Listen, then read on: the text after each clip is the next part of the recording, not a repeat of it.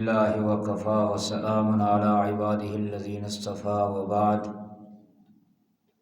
عن ابن عباس رضی اللہ عنہ قال قال رسول اللہ صلی اللہ علیہ وسلم ان الذی لیس فی جوفہ شیء من القرآن کالبیت الخرب او کما قال صلی اللہ علیہ وسلم.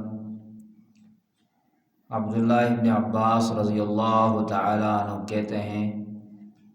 قال رسول اللہ صلی اللہ علیہ وسلم کہ رسول اللہ صلی اللہ علیہ وسلم نے فرمایا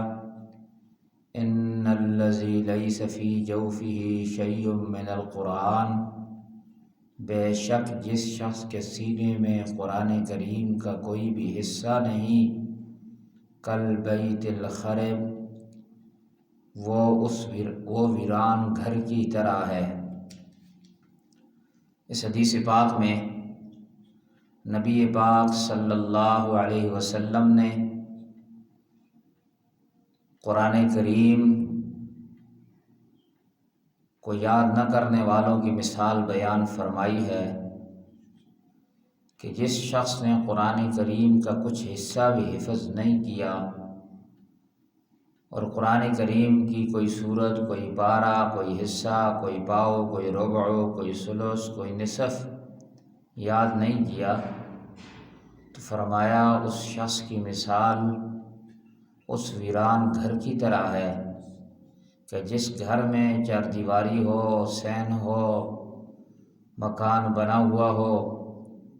لیکن اس میں آبادی کا کوئی انتظام نہ ہو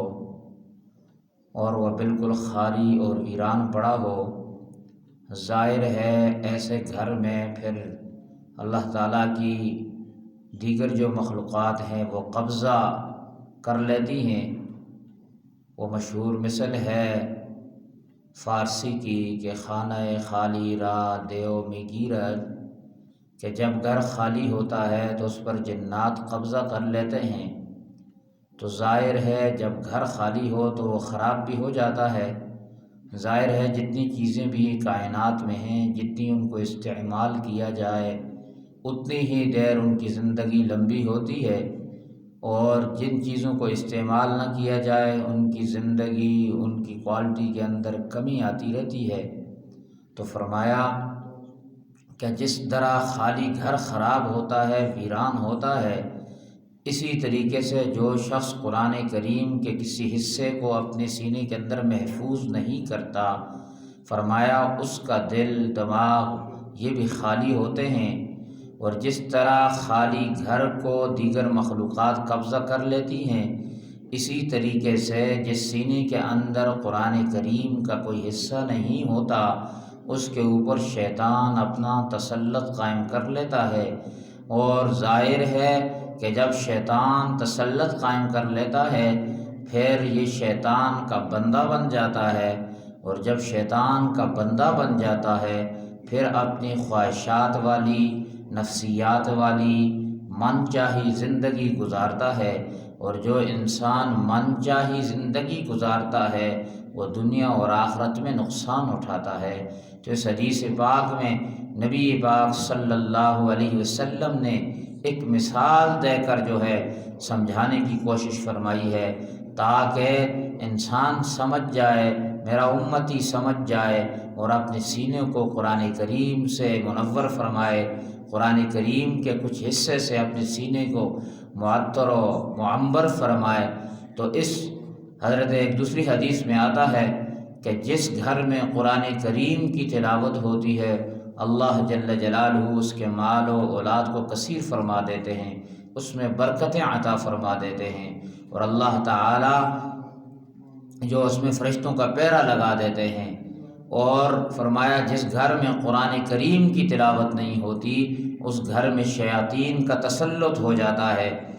اور اس میں ببرکتی ہوتی ہے، اور ایسے گھر سے جو ہے فرشتے نکل جاتے ہیں. آج ہمارے گھروں میں جو ببرکتی، نحوست اور ناچاکی کا دور دورہ ہے، نفرتوں کا دور دورہ ہے، اس کی بنیادی وجہ یہ ہے کہ آج ہمارے گھروں کے اندر قرآن کریم کی تلاوت نہیں ہوتی، قرآن کریم کو پڑھا نہیں جاتا، اور اس کی وجہ سے آج ہمارے گھروں میں بے برکتی ہے۔ تو اس لیے اس حدیث پاک سے ہمیں یہ سبق ملتا ہے کہ ہم اپنے آپ کو، اپنے بچوں کو، اپنے اہل عیال کو، اپنے دوست و احباب کو اس طرح متوجہ کریں کہ ضرور بے ضرور قرآن کریم کا کوئی نہ کوئی حصہ، پاؤ، ربع، ثلث، پارہ چاہیے تو یہ تھا۔ یہ تو اتنا بڑا خزانہ ہے کہ پورے کے پورے قرآن کریم کو حفظ کیا جائے، لیکن اگر پورا نہیں حفظ کر سکتا تو کم از کم قرآن کریم کا کچھ نہ کچھ حصہ ضرور یاد کیا جائے، تاکہ قرآن کریم جو ہے اس کا دل جو ہے شیطان کے تسلط سے پاک ہو جائے، اور نفس کے خواہشات سے پاک ہو جائے، اور شیطان کا تسلط جو ہے اس سے کم ہو جائے۔ اس لیے حدیث پاک میں ہمیں یہ توجہ دلائی گئی ہے کہ ہم بھی اپنے گھر کو، ہم بھی اپنے جسم کو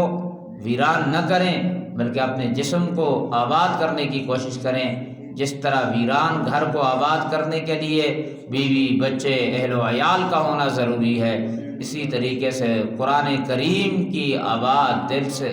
اپنے جسم کو آباد کرنے کے لیے قرآن کریم کا کچھ حصہ جو ہے حفظ کرنا، اسے یاد کرنا، اسے سمجھنا،